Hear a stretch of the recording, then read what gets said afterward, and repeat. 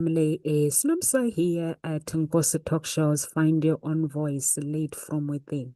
So with me today, I am with Carol Ann Cooper and Shireen Lovegrove. How are you guys? Fine, thanks. And Good, you? thanks. I'm well, thank you. Cool. The weather is nice out there. It's not cold, it's not hot, so we all good. Yeah, So it's cloudy here, so is Yeah, it cloudy? but it's dry. Yeah. it's warm. It's not Yeah. unpleasant, but it's a good day for England. Yeah, it's a good day. Yes. It can either go the other way, raining, muddy, and you name it. Mm. So the topic today is the smile myth. Why true happiness doesn't always show on your face. In a world that glorifies smiles, filters, and perfect appearance, many are taught to measure happiness by what they see. A green, a selfie, a shining moment of social media, but true happiness is not cosmetic, it's cosmic. It flows from the soul, not from the surface. So, Carol Ann, you chose this topic. Could you please tell us what was the motivation behind it? Please. Yeah, it was something I experienced last week. It was on Friday actually. I go to a jazzercise class, and at times I find the music is just too loud for me. And I started wearing cotton wool in my ears, and I've done some other processes on my ears to help. And at times it has, but there's times when it just goes that little bit too loud, and it's like it's booming it through.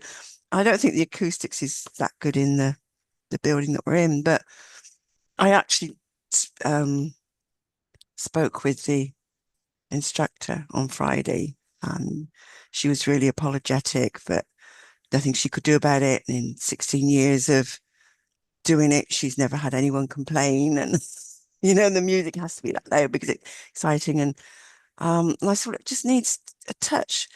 But it was something she said.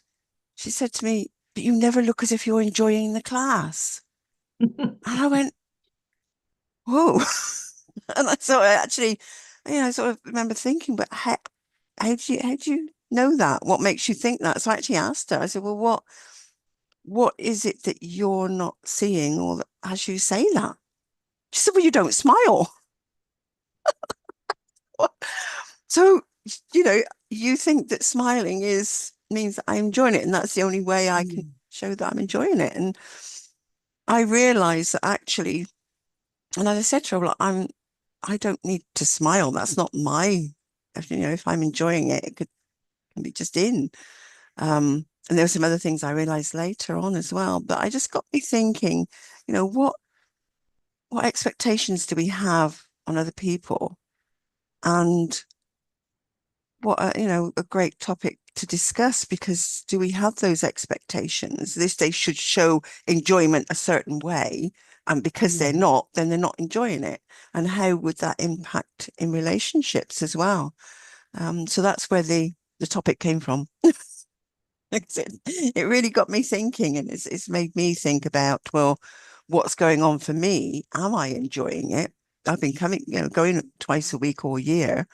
Um, as I said, it's just the music that I'm not enjoying. But I did realize that actually it's I might not I'm not smiling, because a lot of the time I'm sort of thinking, I'm probably frowning because I'm thinking, oh, okay, what's she done now? Because the changes are so quick, and most of the time I can't keep up. Um, and so I'm attempting, of course, and my body hasn't been that fit either. But it also helped me realize how much I've improved over the year, as well, and what I can do. But most of the time I am just sort of going, okay. But for me, the enjoyment is inside when, oh, I've got the rhythm, I've got the dance, I've got the steps, and I can put it into the music at my pace, which is a slower pace than theirs. Um, so I managed to do that. And inside I'm going, ooh. But I'm still, I have to concentrate. So I can't Yeah. smile and concentrate. But to me, I didn't realize that was an expectation. So that's where it came from. That's where it came from. So it's like, yeah, how often are we expected to show up a certain way for someone to think, oh, you're enjoying that? And not, because I thought afterwards, well, why have you never asked me all this time, all these months? Why have you never come up and spoken to me? You know, and said, are you enjoying this? To me, it doesn't seem like you are. You know, it was just a thought. I thought, okay, that, yeah. So it's something for me to work on. But I thought, great topic to talk about. So You have what to were your come and join our laughing yoga, Carol Ann, if she wants you to. Yes. Yeah, that's a different kettle of fish altogether. And then she'll be saying, you're smiling too Too much. much, yeah.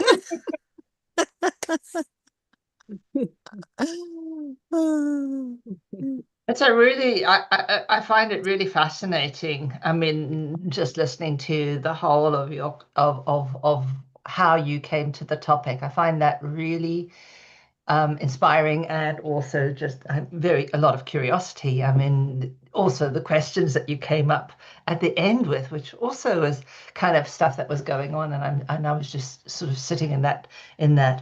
But it is so interesting, the idea that we're conditioned to believe that to smile is just to smile with our mouth, right? And I was really curious, as you were saying, I had this inner smile. I was enjoying myself, but my head was still getting very involved. And so therefore that might have stopped it may have been like a way of actually masking you, because you hadn't quite got the fullness that was coming through. So your step wasn't in flow, or there was something, you were still focusing. And even though there was some enjoyment, it wasn't like the part that I was thinking when, and maybe I'm just referencing it from what Nomsa said, a smile is not just cosmetic, it's cosmic. That for me was a little bit like, so the smile for you at this moment in time wasn't fully cosmic. It was here, but it hadn't irradiated throughout everything, because that's what I kind of believe or think when we think about the Duchenne smile, which is the smile that just really radiates our whole face. That's a very different smile. And I kind of go, just because we smile doesn't mean we're happy, right? Oh, And just yes. because we smile, we may not even smile, and doesn't mean we're not happy. Because often my partner says to me, "You're not smiling," but how are you? And I said, "Oh, I'm just really content, right?" Yeah. And I wasn't, and I'm not smiling because I think sometimes we don't have to necessarily. I think we've learned that a smile means we're safe on some level. If someone's smiling, we Okay. generally often believe that we're safe, but in actual fact, smiles can hide a lot of unsafe thoughts, right? It can mask a lot of emotions. Um, so it's really interesting. I mean, I found one of my default settings when I really used to hide things, certainly at work, and I was really frustrated, is I would laugh a lot.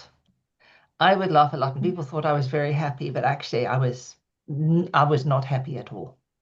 There was a lot of stuff going on, and I wasn't happy, particularly when it was with administration and things like that. So I was smiling to hide stuff. So smiling can often hide things. And how many times have you fallen and smile with embarrassment? I mean, seriously, you're not smiling with happiness. You're smiling with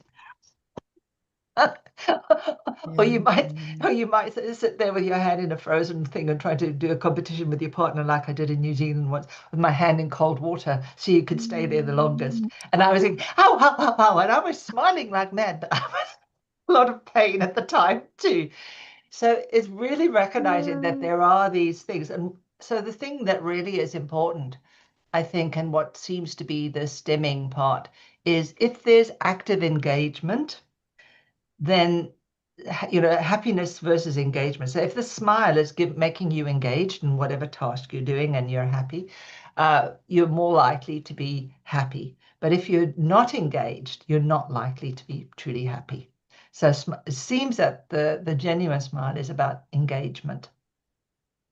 And if you, like you were saying, I was fully engaged in the dancing and in doing things. You were happy inside, but it had, and you were but on some level you weren't engaged with the class necessarily, right? You might have just been really engaged and focused in yourself at that moment in time. And that might have then meant that aspect of why she didn't think you were happy, even though you were, because you weren't engaged in an external form. So that's what I was kind of thinking when you were saying that question, and I was trying to keep relating it with that idea of it being cosmic, trying to fit those two models in a way that would be easy for me to understand, I think. Okay. So thank you, Yes. Nomsa, and thank you. I mean, the Carol Ann, it's a really important topic because we learn to mask when we're little, right? And I remember my mom would always say, put a smile on your face, even though, because if I didn't, it would mean, even if I disagreed or whatever, if it didn't, it'd mean that I'd get a hiding, right? I'd get hit. So I had to learn to deflect in that form and keep myself safe. So it's kind of really realizing that we need to look deeper into someone's smile. Yeah. Yeah, I like what you're saying, Shireen, that a smiley can hide so many things. Because just because someone is smiling, it doesn't mean that they are happy. And I've seen people. I've lost two people who have taken suicide. And when you see them, you meet them taking their life. When you meet them, they are happy. They it's like they have this perfect life. So, and they smile all the time. So when they left us on earth, I got confused. I was like, but I thought this person was happy, which it taught me a lesson to actually, when I'm with a friend, I dig deep on what is going on in their lives, trying to see whether are they actually happy the way they, just to show them that I care for you. If you need me, you know where I am, so that they know I'm not judging them. So that was what that I like it as well. When you Carol Ann, you said what expectation do people expect from others? When I told my pastor that I was going for a graduation, he goes, Nomsa, you don't look like someone who is like actually studying. I was like, what do you mean? And he was like, you always quiet. I never seen you with books or anything. It was like some people when they're studying, whatever they're doing, they always make sure that they let you know that this is what I'm doing and stuff. But you hide things. I was like, no, I'm not hiding things. And when people go to sleep, that's when my books comes out. Yeah. Definitely in the day, I need some peace and quiet. I was like, in the day, I don't carry my books, but in the night, I read books and stuff in the morning, early in the morning, so I can do that. So that's why I think your tutor must have thought, oh, she's not smiling. I wonder what is making you not smiling. But you yourself, you were enjoying the class. So if you were not enjoying it, you wouldn't be there. So it shows that sometimes the people have these expectations like the society often rewards as visible positivity, the smile. It means the upbeat tone is fine. It means I'm fine. I'm constantly cheerful. I'm hiding my truth, my whatever is going on. So I was in I was in the group once with my family. So when people show up like they have this perfect life, like nothing is going wrong in their lives, everything is so perfect. So then I was like, okay, let me just because let me just teach them to communicate. Like when you study psychology, you learn not to mask things. So then I started talking about my problems. And then they got really upset, like, because they wanted me to show off, like, as a perfect person who living in United Kingdom, who's got no problems, who's got it all figured out. I was like, no, I'm just teaching you guys to show up as you are. If you're miserable that day, just say, I don't feel okay. Don't pretend. Because when you pretend, that's when people go into depression, they go into anxiety. Me, I don't go to depression or anxiety because if I'm not okay, I'm not okay.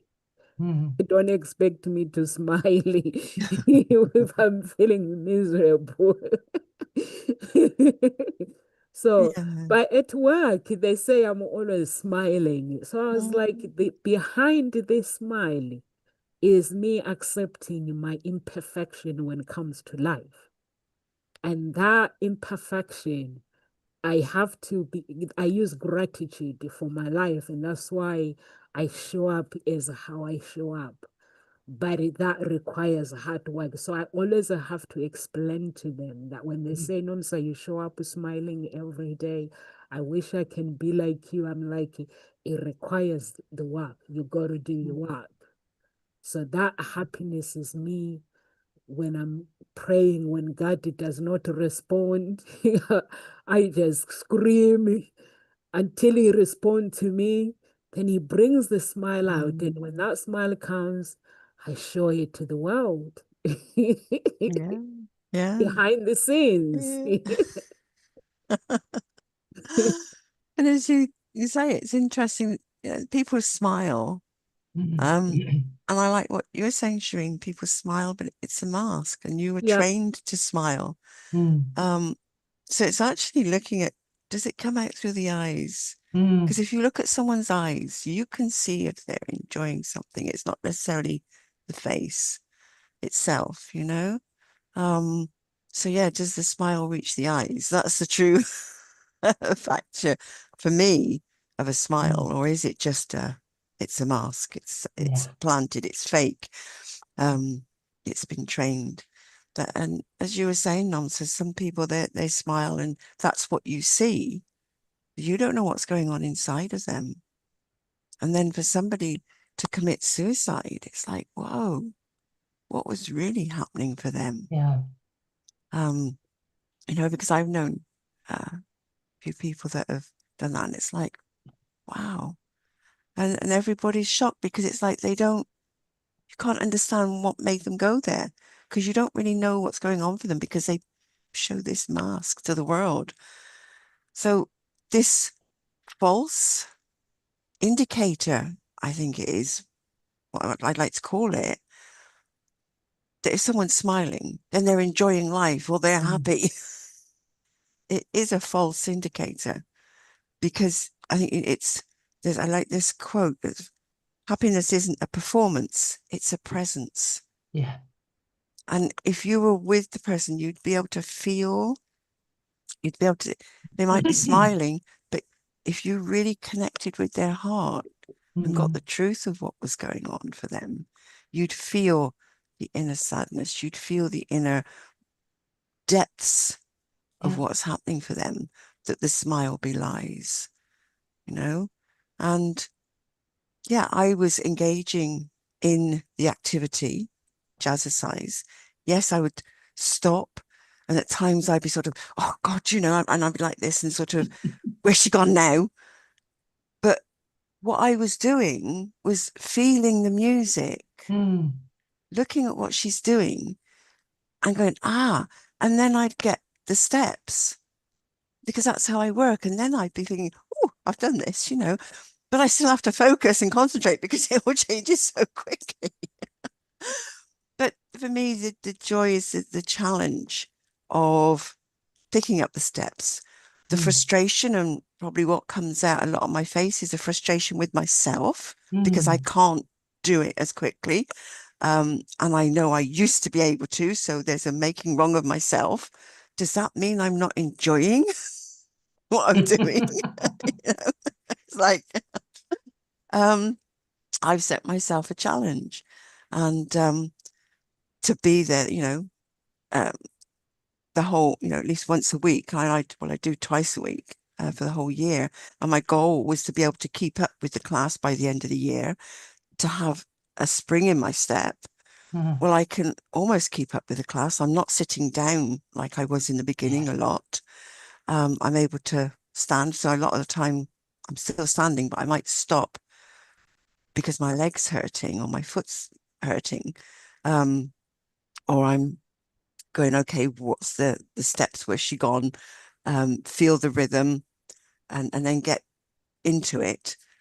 But I still don't have the spring in my step. But what I realized through doing all of this, the other week I was on a whole day event with JT Fox, and he was talking really quickly, going off at different tangents. He'd be speaking and then he'd jump to something else and then he'd come back again. And in the past, I'd have been, after a short while, my brain would have just fused and gone, ugh, and I'd be tired and I wouldn't have made the whole day. But I got to 6 o'clock. It was supposed to finish at 5. He went on till 6. I mean, it was an amazing day. A lot of amazing gold nuggets and things that he, and interesting points that he shared with us. And I've written them, a lot of them all down. And I realized at the end of the day, I wasn't tired. I've been able to follow his threads, even though he jumped around. So I realized that actually, this is what jazzercise has been one of the things that's helped me to just, okay, be present, focus. Where have they gone? Where are they coming back? What's the rhythm and what the thread of what they're saying? So what's the rhythm of the dance and the thread and the steps? So I realized how much that has helped me. And inside I'm going, oh, so now I'm smiling. For me, that's a great enjoyment, because that's the bonus of going. So I'm still, I had sort of been considering giving up these last few months when it's got too loud, because I've come away once with a pounding headache and felt really ill through the day. So part of me is going, oh, give this up. But then I've realized, I'd said, I want to be my word. So how can I make this work for myself? So I started using the cotton wool buds or cotton wool in my ears. That's helped a bit. But on Friday, it didn't seem to. So I've got a choice. I give up and let it go and miss out on all the expansion that I can still have with getting, the speed and getting to the dances together and getting my body moving. I can turn and everything, because I was taking that to my cranial osteopath sessions and all of those sessions to help me to get the movement and twist and turn in my body. So and there's still things I could be doing. So I've also realized I've come to a point with my business and what I'm doing where I'm struggling. What way do I go? What do I do? And I want to give up. So that's where I'm taking it to the what's the analogy, it's a similar thing, but also realizing, where are my target audience shouting at me and I'm not able to hear them, because it's pounding at me. So again, it's how can I get to hear what they're saying in the noise, the cacophony of their sadness and their pain, that is noise to me, that is maybe, so that's why I started using that metaphor. So this is what I like to do. This is the enjoyment I get out of continuing with going to something like that, and working with what is showing up, because then it comes back to, I'm the creator of my reality. This is all showing up for me to step up and shift something in my life, so That's where I'm at with it. But yeah, what you were saying, nonsense. People only see a fraction of your life. Mm. You weren't studying because they didn't see you studying, because they see you in a fraction of your day. And they make it that assumption, that immediate, oh, she's not studying because I can't see her studying. Yeah, so yeah. So as I said, happiness isn't a performance, it's a presence. How you can feel someone's enjoyment. It radiates, as you were saying, Shireen, it's like it radiates from them. And are you someone that can pick up on that feeling from someone else? Yeah, I think that's pivotal, isn't it? I love the idea of presence. And often I think what happens with people that smile and it's not a real smile is that people are not present enough to stay with them to ask the question because they don't have the skills or the capacity or the believed time to be able to listen to what really is sitting there. Yeah. And I think that's a real problem. And I've done it many times. And you know, I think it takes a special skill to be able to say to someone, "Oh, I'm not feeling that you are, you know, I'm just going there, checking it out, and then just saying, look, I'll phone back or I'll come back. Can you park it for now? And then we'll definitely come back so we can explore that. You just need to vent or whatever it is that you need. But we need to be able to, as a society, to be able to recognize that this is part of how we generate happiness for other people. We help them not feel so alone.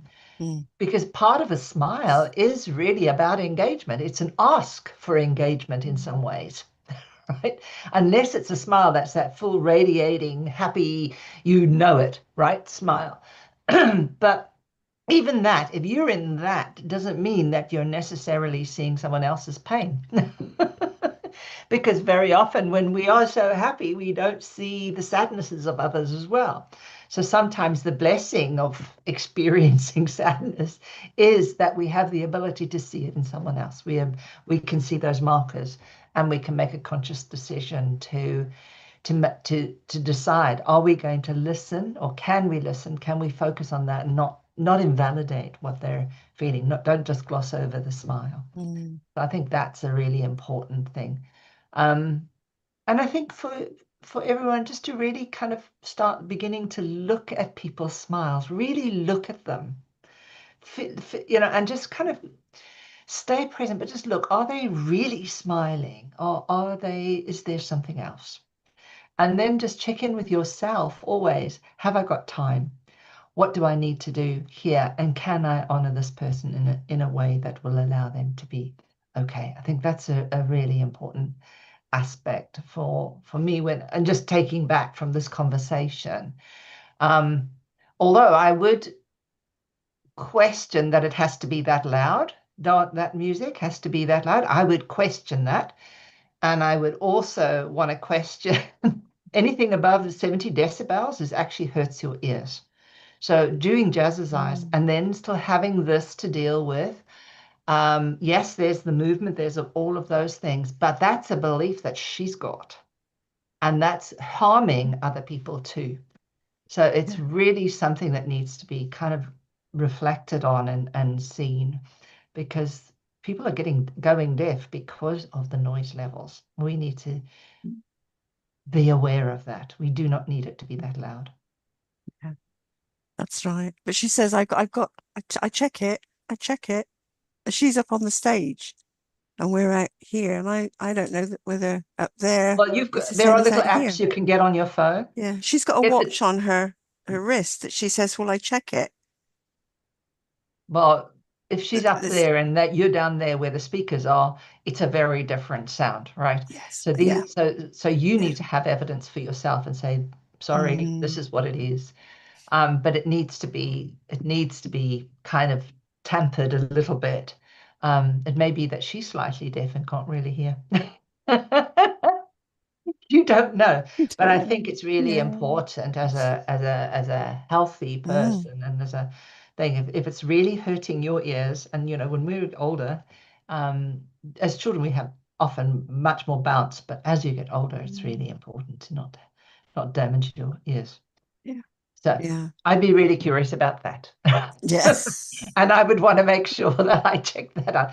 But obviously the jazzercise has taught you, and I love what you say there, Carol Ann, is the excitement of the exploration that you get when you create those metaphors on how, okay, this is here. Oh, I went to JG Fox. This is what the jazzercise has done for me. And that positive engagement with the beauty of the discovery of recognizing, hey, this is working, it's doing something. Oh my God, yes, that bloody noise is so loud, but I'm still getting stuff that I didn't realize. And hey, look, I kept up with him. I wasn't even tired. So that in itself is such a blessing, such a gift. And, and it really speaks into what people can model about you, right? Modeling and thinking about that. How do we look at our learning and fall in love with the gifts that we get? So how do we look at something and see how does that apply? You read something and then you think, oh, well, where in my life does this do this?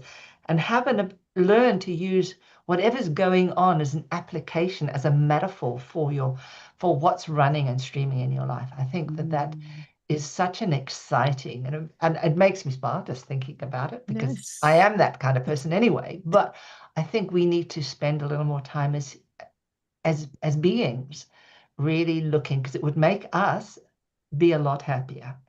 We would see the benefits, we would see the gifts, and that we would be focusing on that rather than looking at the deficits, right? Right. So I think that that's an important aspect of that. And it's interesting. I mean, I was looking at something, we can read something and smile because we've got a mental image already created that we've got. As soon as we do that, we interact, we automatically smile. But we can't, it's very hard to smile when there's so many things competing. Yeah. Right. So I think that's a little bit of what's going on. And I think that, the checking out, I loved what you said. Oh, how come she didn't ask? She didn't ask, seeing that you were struggling, seeing all of those things, which is kind of a little bit about what you would expect for care. But obviously, if someone's on a stage, that's going to be very difficult for them to see things when they're doing their own stuff as well. I think something that came from that, because I think there's a part of me feels unseen, invisible. And when she said that, there was, oh, so she can see me. Right. Because she says, she said, I'm aware of you, but you look as if you're never enjoying it. And so it's like, oh, I am seen. She can see me. So that helped me to have another level of awareness that I'm not as invisible as I think I am, and that very often is something that triggers me spiraling down into that sort of, well, what am I doing? Because I feel unseen, and unheard. And so that was interesting to say, well, she can see me in amongst everybody else. So yeah, she can see you, Carol she Ann. can, yeah. I think, Carol Ann, what you need to do next time when you go back, you need to switch off your mind, enjoy the beat of the music and the rhythm of it. So if you switch off and because your mind is like, this music is too loud, but No, then, it's not. I don't think it's too loud. It yeah, literally hurts my ears and pounds my head. It literally, it's okay for 1 minute, and then I see her to go over. She turns it up a notch, and literally, vibrationally, it hurts. So it's not a thinking. Yeah. does she check how much she's putting on? Like, She says she is, but so it's not. Maybe there's an element of me, Rena, going, oh, she's turned it up, and I'm thinking, but I find, yeah, that it is vibrationally pounding is the word. Yeah. But I hear what you're saying, Nom, so that, perhaps I could go with this is going to be all right today. Because maybe I'm And maybe preempting and there's I'm just too watching much her, bass or something like It that. That is. is It is just very, really it's mismatched a little bit Because it for needs you. to balance. If Needs to there's too much balance bass, the then levels. Yeah. yeah, Maybe yeah, that rather than too much noise. yeah, yeah, it Oh, needs I to know mix. that. I mean, places you go in for a drink and then all of a sudden they want people to drink more and they turn the noise up. And then it's almost unbearable to be in those places. And that hurts my ears. mm, So yeah, yeah, there is a level at where it's yeah. Because they not. believe that it makes you want to dance. That's why she turns it up. There's this belief, because I've looked it all up, and bass, and it says it gets you dancing. Well, actually, Not at if it's that hurting. level, it doesn't for me. It stops me. There is a But loudness. There is we can tolerate quite loud music. I think it's when, I mean, if your eardrum is actually moving in a way that's too pressured, then that's another story. So that's probably more to do with the bass level needing to be balanced a little so, bit more. yeah. It'd be worth asking. I mean, other people of your age, how do they find the class? So I've said this to a few, and they said, "Oh yeah, it's loud." Right. But nobody's ever said anything in 16 years. And I said to her, "Well, it's always a first."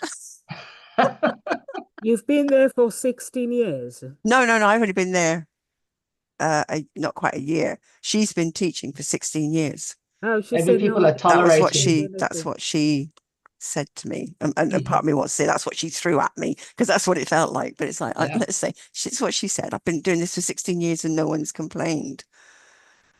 And maybe people aren't I think complainers. what Sharon is saying, the bass. Mm, If the bass is too loud, then it ends up going to your head. It needs to be mixed. The speakers, yeah, like there's a when she's balance. playing, it needs to Mm. have a balance. So I think she needs to make sure that when she's putting the music, she has the balance on the settings and stuff. So you can enjoy when you're dancing the music and not Yeah, hurting your ears. yeah. Yeah, so I Because it think is great, the dance and what the exercise is amazing, because we're Mm. literally working our whole body, in different ways. And that's what I'm enjoying. Um, so yeah.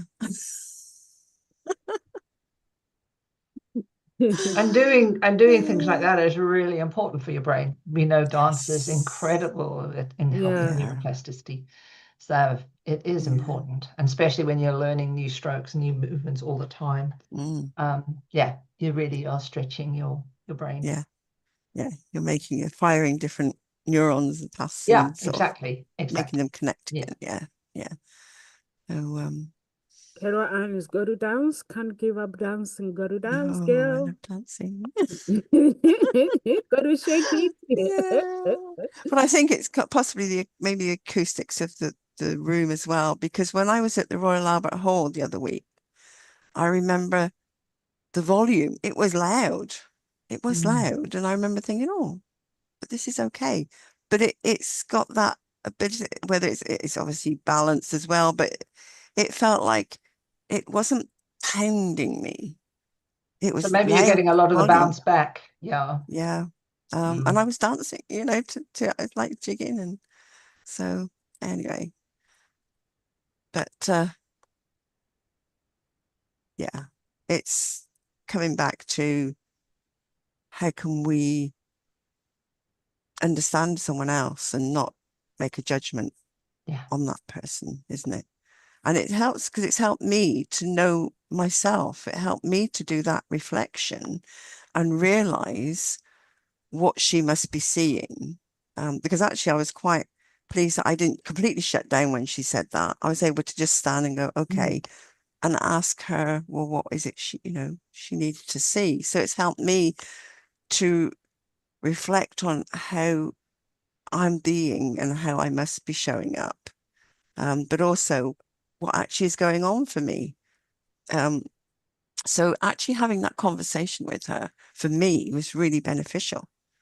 And so I can really acknowledge, have it, and I'm grateful for that conversation, even though at the time I was a little bit, you know, but no, I'm grateful. And it's like anything, if you have the conversation, you can get to understand where someone else is coming from. You get to understand where you're coming from and what's so for you. And so, yeah, having the conversations is important. Yeah, I think it's just people view this world in a different way. So it's how we feel comfortable with ourselves Mm-hmm. and how do we show up. For me personally, I don't like people that put on smile if they're not happy, because that's not really good. And also, Carol Ann, you were like talking about your business, like sometimes you get stuck and stuff. That's why I'm afraid that's what business is about. So you go to this phase where you are like, I don't know where I'm going, but then you're like, okay, I know where I'm going. I'm supposed to be going, or somebody shows up and just get you off that stagnation, and then you're like, you move on, and then that shows up again, and then you're like, okay.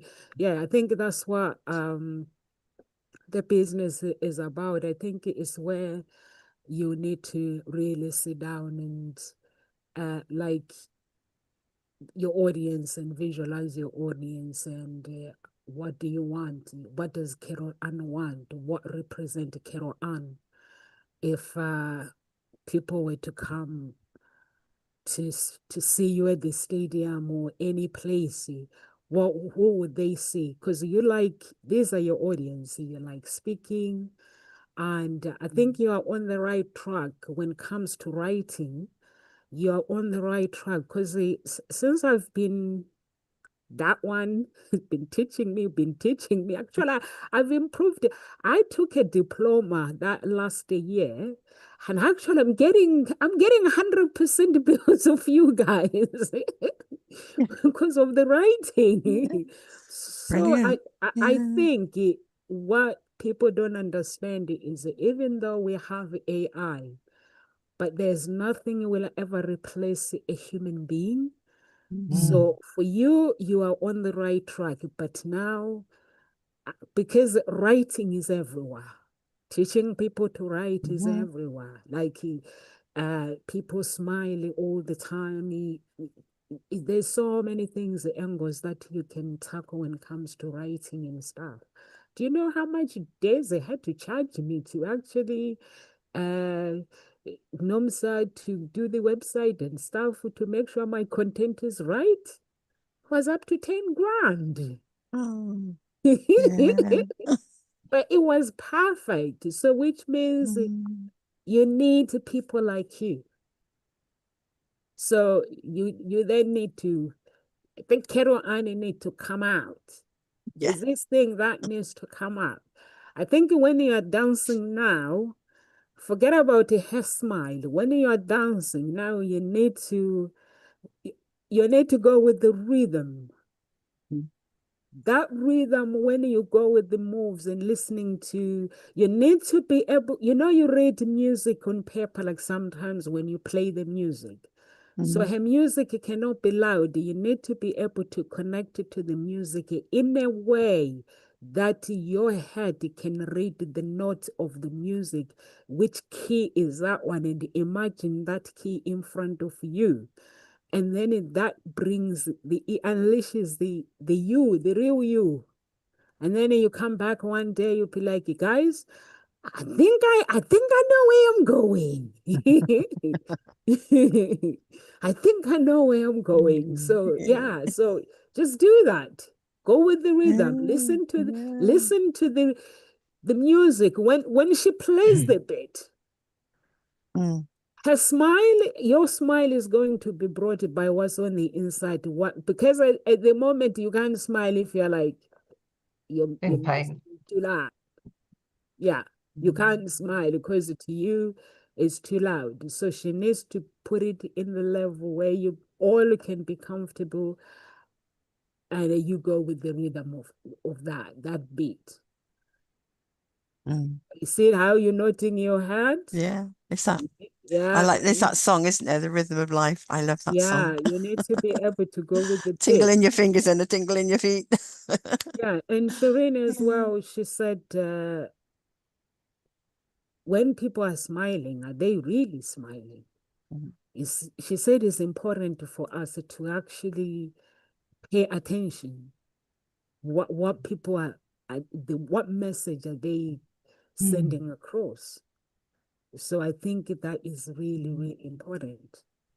I, like when I'm on Facebook, people say I'm oversharing, but when I'm with my business coach, he says I'm stingy with my information. Oh no. He says, no, so you keep the information and learn to get your information out there, give it to people. It's like, I'm not stingy.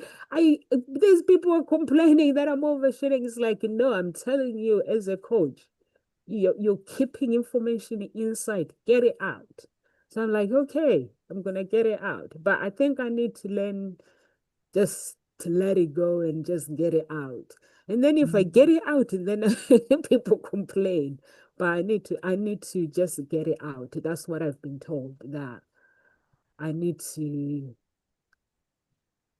learn it to to get my information out, to release so people can see the real me, 100%.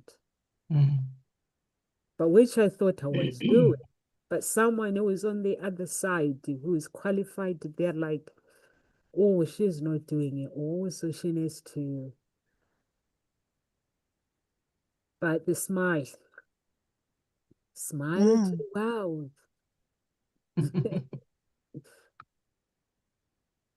So it's interesting that you're being told that you're hiding, you're holding back, and yet you think you're giving all. Yeah, So the question to ask them is, well, what do you need to see or hear from me that you think I'm not giving, because you think you're giving it all. So Mm. again, there's a conversation, and it's again in the questioning and the wording. What is Mm. it that your coach wants to see from you or hear from you that have them say, oh, yes, you're fully sharing? Because if you constantly think that you are fully sharing, no matter how much your coach says to you, you're not, and you need to share more, you'll be going, but what? How? I don't understand what it is that they want from me. Yeah. So Mm. there's a conversation to be had to be more specific yeah. about what is it that they feel or want to see from you or hear from you. You know, and it Mm. might just be a little tweak. Probably not a lot, but it's just something that suddenly they see more of you, they hear more of you. You know, they feel, oh yes, I've got the depth of you, I've got the full Mm. sharing. So it's what is it that has him or her say, you know, your coach say, you're holding back. I Yeah, think get when them I was specific. watching Usain Bolt's interview, I picked it up. I picked that up as well of myself. Mm-hmm. After she said that, I realized that actually I'm hiding the real me. Mm. Mm-hmm. There's because when he was doing an interview, there were things that he was saying, but then I realized that I'm not really living up to the person that I am. There's this Mm-hmm. thing where I'm like hiding myself, so I need to learn to show up as I am. I felt it in my heart when he was talking that that's not me. This thing that I'm doing, there's part of me that I'm hiding. So I need to show up fully. Mm-hmm. I think there was a fear of people judging me. So I realized when that day when he was doing interview that Mm. yeah, my coach is right. I need to change. I don't need to change, but I need to stop fearing being judged and just come out from It may be that the way you're saying it is not a way that's through the medium where it needs to be. So sometimes when we share and we're sharing everything, other people can't hear it because of their own problems, right? We all know that we only receive what we can hear. Maybe it's more to do with how, it's kind of understanding. Like I used to have a really big different. I used to struggle because I had a real sense of spirituality, and I went on my quest to kind of marry spirit with neuroscience, because I do believe the two, actually one explains the other very clearly and brings into a new awareness of how we can understand God. And so it's about maybe the channel at which you're using it. So, but you can still talk with all of you into each of those channels, for example. So I think that maybe you could be right. You could be absolutely right. I'm not sharing me because I'm maybe not explaining in the way that I could give the information where people can hold it. And it may not be about your lack of confidence, but just a skill that's needed, which is probably something that we all need to develop more of in different ways if we're not managing to share and be eloquent in the way that we need to be. So that's what I'm kind of thinking, because you share all the time, and at the same time, it's really looking at how when you're sharing, are you also bringing other things like what Carol Anders is, or when she shares, she often then brings, oh, what did I learn? What did I bring in? And I think people are trying to find. They don't just want a story; they kind of want pointers. And I think maybe on that level, that could have been what sometimes when we share everything, we don't give the structure behind it that could help someone move forward in a different way. So I think maybe that's what maybe your coach wasn't able to give you what they really need you to do. And nothing No, on I your think part, but on their part. what she was saying, like she said, I know that when you are not here, you go and work hard, you get your wins and you get everything, and you help your audience and stuff, you help your clients.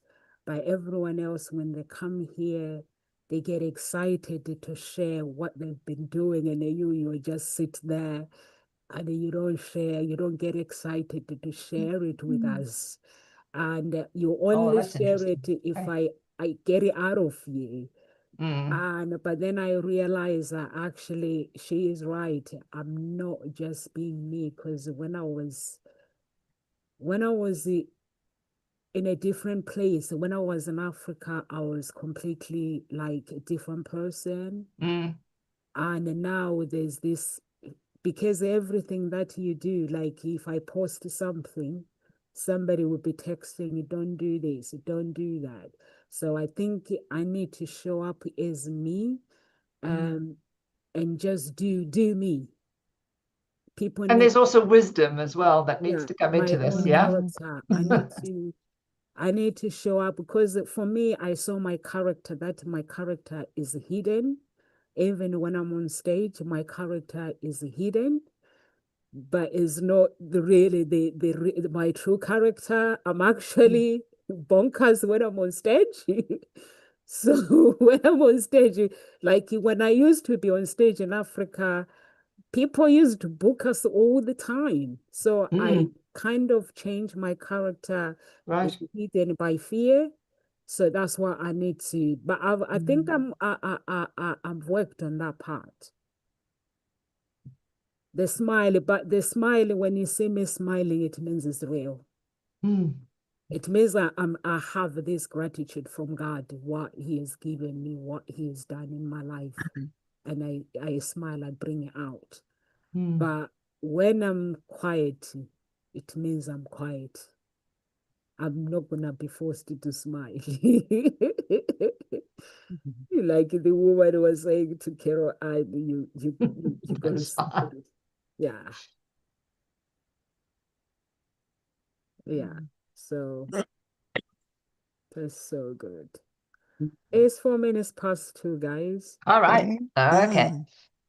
So just a takeaway, maybe next time someone doesn't look like they're enjoying themselves or having fun, rather than sort of in your mind criticizing them. Just perhaps ask, well, what if this is what joy looks like for them?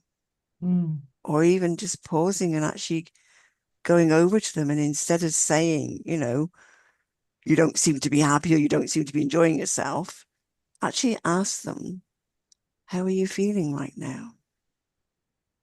So that you actually can get into their world rather than you imposing your thoughts of what you're seeing on them. So just stop and be present. Be present. Shireen, what would you like to leave our listeners with? Yeah, I think the most important thing is to really, you know, one is be present, but recognize that not all smiles are smiles, right? Yes. And to recognize that actually the more people engage, pay attention to what they're doing when they're doing the smiling, right? So if they're engaged, if they're trying to come towards you in a sense of a proper smile, then that's completely different. And it is about spending time, taking time. If someone isn't smiling or if someone seems to be smiling, take a look to see, are they smiling with their eyes? Are they smiling with their heart? You know, what sort of movements are they doing? Get to learn a real smile from a smile that isn't. And I was just looking at BBC said there is something like they were saying, I was looking at something on BBC. There are 19 types of smile, but only 6 are for happiness. Oh, interesting. So it's really true. There are only Yeah. certain kinds, and really it is all to do with your eyes, the face, and the lightness of being that you will experience with the person. If you feel when you see someone smile and you find yourself smiling or wanting to smile, then their smile probably is genuine. It's when they're smiling and you don't feel the urge to reciprocate. Chances are it isn't a real smile. So ask the question. Yeah, for me, guys, I will leave you with you may not always look radiant, but that doesn't not mean you are broken. True joy is a calm assurance, not a constant performance. It lives quietly in your energy, your grace, your faith.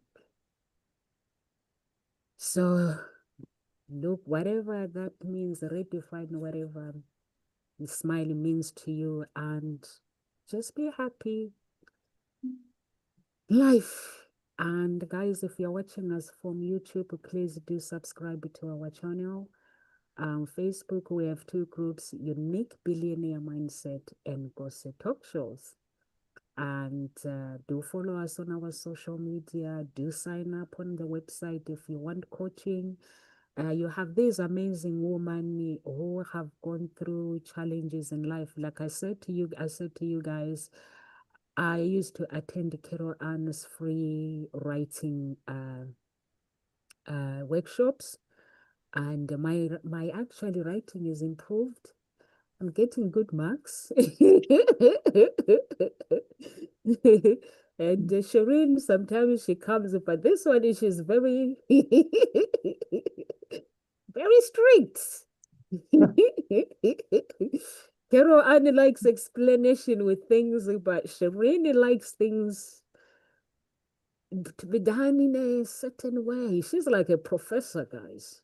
Psychologist, the professor. Well, it's about how do you get your point across in a way that gets understood. And I think there's 2 different things. We talk on different channels. Yeah. When you're putting a channel on paper, it's a very different way of speaking, isn't it? And it needs to be properly understood. Otherwise, it doesn't. So that's the difference. I mean, most of the time we interpret what people are saying all the time, don't we? And we kind of make sense, even if they don't. Even if they mean something else, we go, all right, I've clocked it. That's what they mean. I don't need to ask. Let's carry on, and that's what we do. But except if you're my partner who doesn't. He's good. No, I don't understand what you say. Damn it. He's a man. We're Men talking never about the subject. understand what we Just follow say. on. But yeah, it is really recognizing the media that you're working in is really, there are rules that fit with all of them, right? So, And how the work you, that I've done enables you to understand the difference. So that's where you and I complement each other, Shireen, with what we've done or supported NOMSA with. yeah. It's just two different angles of it. It's brilliant. Yeah. But you've got to have them all, don't you? They're very important. Yeah. Very important. Yeah. Yeah. Cool. So we leave you guys. See you next Tuesday. God bless.